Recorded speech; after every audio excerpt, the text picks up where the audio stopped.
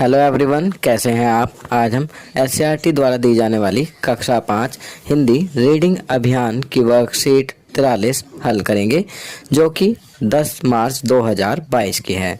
बच्चों, ये 8वें सप्ताह की वर्कशीट है और इसकी थीम है सच्चाई का इनाम।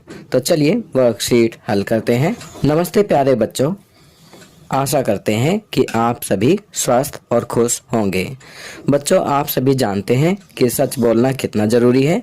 हमें कभी भी सच का साथ नहीं छोड़ना चाहिए। आइए जानें कि बीना को सच बोलने का क्या इनाम मिला। तो बच्चों, यहाँ पर कहा गया है कि हम सभी जानते हैं कि सच बोलना कितना ज़रूरी है। यहाँ पर एक कहानी दी गई है जिसमें बताया गया है कि बीना को सच बोलने का क्या इनाम मिला। तो चलिए कहानी पढ़ते हैं। बीना 10 साल की लड़की थी। उसकी माँ उसे सदा सच बोलने की शिक्षा देती थी। बीना की कक्षा में सभी उसे बहुत पसंद करते थे।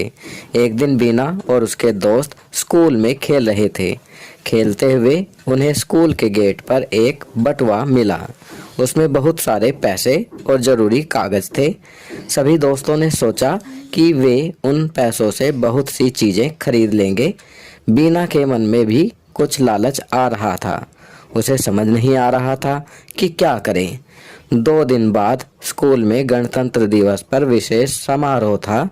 उस समारोह के मुख्य अतिथि एक बहुत बड़े अखबार के संपादक थे। जब उन्होंने अपने भाषण में बताया कि वे अखबार में सच्ची खबरें छापने के लिए जेल भी जा चुके हैं, तब बीना के मन में चल रही हलचल भी खत्म हुई। उसने स्टेज पर जाकर अपनी प्रधानाचार्य को बटुए के बारे में बताया और अपनी गलती की माफ़ी भी मांगी। ऐसा करने पर सभी ने बीना को उसकी ईमानदारी के लिए शाबाशी दी। बीना को गणतंत्र दिवस पर सच्चाई और ईमानदारी का मेडल भी मिला। तो देखा बच्चों, कितनी अच्छी कहानी दी गई है कि बीना एक 10 साल की लड़की है। उसे स्कूल के गेट पर एक बटुआ मिलता है। वह लालच में आ जाती है, परंतु 2 दिन बाद जब स्कूल में गणतंत्र दिवस पर विशेष समारोह हो रहा होता है, तो वहाँ एक बहुत बड़े अखबार के संपादक अपने भाषण में बताते हैं कि वे सच्ची खबरें छापने के लिए जेल भी जा चुके हैं। तो बीना में आत्मविश्वास आ जाता है और वह स्टेज पर आकर अपनी प्रधानाचार्य को बटुए के बारे में बताती है और अपनी गलती की माफ़ी भी मांगती है। और फिर उसे अपनी इस ईमानदारी के लिए शाबाशी मिलती है और गणतंत्र दिवस पर सच्चाई और ईमानदारी का मेडल भी मिलता है। चलिए कहानी पढ़ने के बाद अब यहाँ पर कुछ प्रश्न दिए गए हैं, इन प्रश्नों को करते हैं। प्रश्न 1, अगर बीना सच नहीं बोल पाती तो क्या होता? कल्पना कीजिए और उत्तर कॉपी में लिखिए।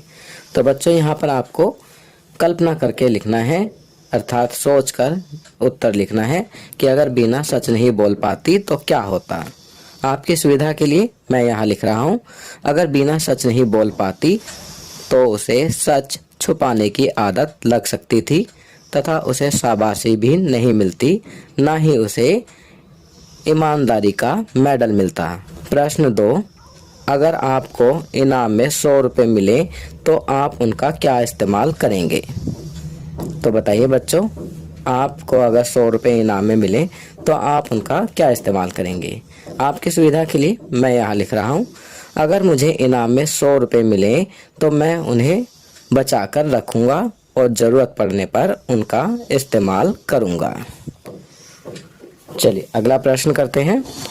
प्रश्न 3, अखबार के संपादक बीना की कहानी को अपने अखबार में प्रकाशित करना चाहते हैं। क्या आप बीना की कहानी अपने शब्दों में लिखकर संपादक की मदद कर सकते हैं? तो बच्चों, अभी आपने जो कहानी पढ़ी थी उसे आपको अपने शब्दों में लिखना है ताकि अखबार के संपादक उस कहानी को अखबार में छाप सकें। तो यह कार्य आप स्वयं करेंगे। आपकी सुविधा के लिए मैंने इस कहानी को अपने शब्दों में इस प्रकार लिखा है। बीना नाम की एक लड़की थी जो कि स्कूल में अपने दोस्तों के साथ पढ़ती थी। एक दिन उसे अपने दोस्तों के साथ स्कूल के गेट पर एक बटुआ मिलता है। दोस्तों ने सोचा कि बटुए में जो पैसे हैं उनसे हम अपने लिए सामान खरीद सकते हैं। अब बीना के मन में भी लालच आ गया, लेकिन वह समझ नहीं पा रही थी उसे क्या करना चाहिए। 2 दिन बाद स्कूल में गणतंत्र दिवस का समारोह था। वहाँ जो अतिथि आए थे वो एक अखबार के संपादक थे। उन्होंने अपने भाषण में कहा था कि वो सच्ची खबर छापने के लिए जेल भी जा चुके हैं। अब बीना के मन में चल रही हलचल भी खत्म हो गई। उसने स्टेज पर जाकर अपनी प्रधानाचार्य जी को बटुआ दे दिया और अपनी गलती की माफ़ी मांगी। ऐसा करने पर सभी ने उसकी ईमानदारी के लिए शाबाशी दी और उसे ईमानदारी का मेडल भी दिया गया। तो यहाँ कहानी को मैंने अपने शब्दों में लिखा है। आप भी इसी प्रकार ऊपर दी गई कहानी को अपने शब्दों में लिखेंगे। चलिए आगे बढ़ते हैं। आओ बातचीत करें। प्यारे बच्चों, साथ दिए गए चित्र को ध्यान से देखिए। आपको क्या लगता है कि चित्र में दिख रही लड़की क्या सोच रही होगी? अनुमान लगाकर उसके संवाद अर्थात बातचीत को ऊंची आवाज़ में बोलिए और अपने अध्यापक अध्यापिका को बताइए। बच्चों, आप देख सकते हैं यहाँ चित्र में एक लड़की रेगिस्तान, ऊंट, घर, खाने के बारे में सोच रही है। शायद वो राजस्थान के बारे में सोच रही होगी, क्योंकि राजस्थान में ऊंट और रेगिस्तान पाए जाते हैं। चलिए इसके संवाद लिखते हैं। तो पहला क्या सोच रही है? राजस्थान में किस तरह का खाना मिलता होगा? ऊंट रेगिस्तान में कैसे चलते हैं? राजस्थान में किस तरह के घर होते हैं? वहाँ के बाज़ारों में किस तरह के जूते चप्पल मिलते होंगे? तो बच्चों, यहाँ पर मैंने कुछ संवाद इस लड़की के द्वारा जो सोचे जा रहे होंगे लिख दिए हैं। आप भी इसी प्रकार इस लड़की के संवाद यहाँ पर लिखेंगे। तो बच्चों, ये वर्कशीट यहाँ कंप्लीट होती है। अगर ये वीडियो आपको अच्छी लगी तो इसे लाइक एंड शेयर ज़रूर करें।